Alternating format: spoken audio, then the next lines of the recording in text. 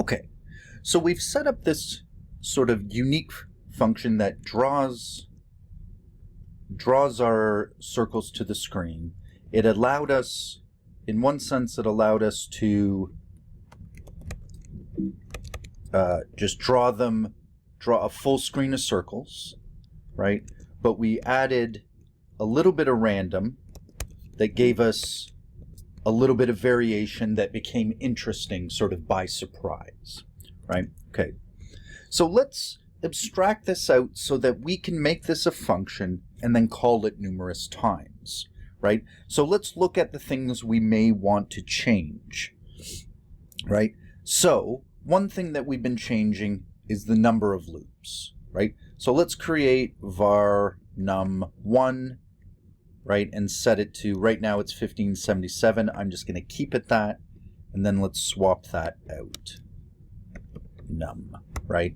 So I'm just going to check to make sure I haven't broken anything. I have. Okay, so what did we get? Num is not defined, right? Of course, num is not defined because it's num1, right? So we get the same. Okay. What else might we want to change? Well, here we might want to change the color. So let's do var c1, right, equals 260. And then we can do this as c1. And then we might even want to change the alpha. So var a1 equals 0.5. A1. And we may actually want to change this random number, right? Because if we set this to 0, we get our squares that we started off wanting to draw, right? So if we create a var rand1 equals 0.1, and then we can pop that in there, rand1, right? And then we can always update that, right? And get different variations, but we know rand1 sort of gave us something that was, you know, catching, right? Okay. So now, let's see, I think that's about it. So here, and at this point, I'm going to get rid of this just for our purposes now. That was adding the text and that little change. That's okay. So now we have this block of code that we want to make a function, right? And you know what I'm going to do?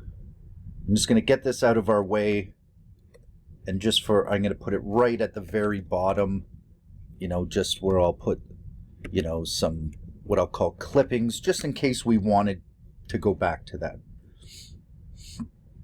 right? Or at least be reminded of it, right? That this was clippings of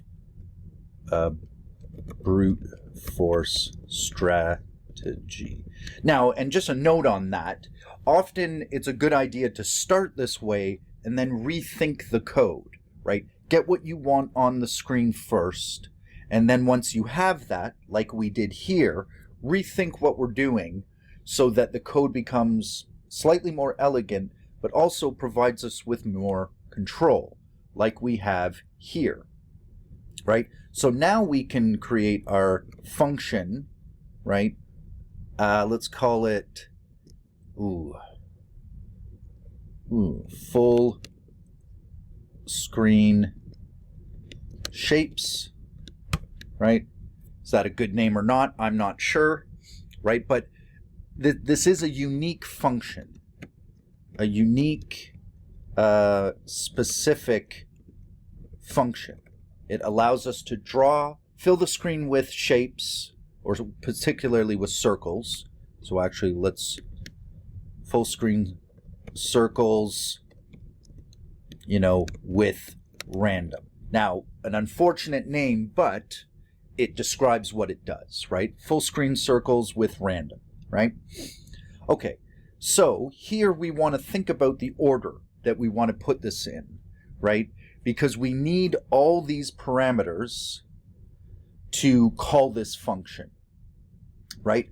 So let's do this. Well, we're going to change this, so, you know, maybe you want to just watch for a moment, right? So what we could do, right, we'd need to put this in an order that makes sense, right? XY tends to go first, so we could do XY, RCA, then our change in I, change in Y, and rand 1, right?